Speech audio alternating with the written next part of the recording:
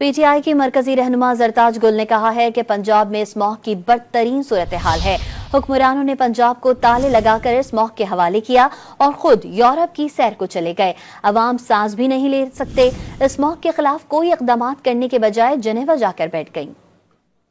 3-2.5 साल से मुझे एक बता जो मेरे लीडर इमरान खान ने एक सस्ता तरीन तरीका बताया था कि आपने प्लांटेशन करी थी, तो एक मुझे प्लांटेशन ड्राइव इनकी बता दे कि कोई एक दरख्त इन्होंने लगाया हो, फैक्ट्रियों का उन्होंने कोई जो है वो बताया हो कि सील किया, कोई गाड़ियों के मिशन के ऊपर काम किया हो।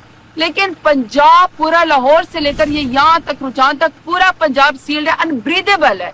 और अफसोस की बात यह है कि मुल्क के हुक्मरान जिनीवा में सैर करने चले गए, पुरफजा मकाम में सैर करें और लोगों को कह रहे हैं आवाम को कि आप अपना मास्क इस्तेमाल करें।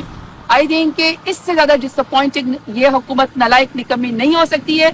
आवाम को भी ये सोचना चाहिए कि किस तरह के हुक्मरान के सर के ऊपर मुसलत कर दिए गए जिनको 13 करोड़ सूबे की कोई फिक्र नहीं है।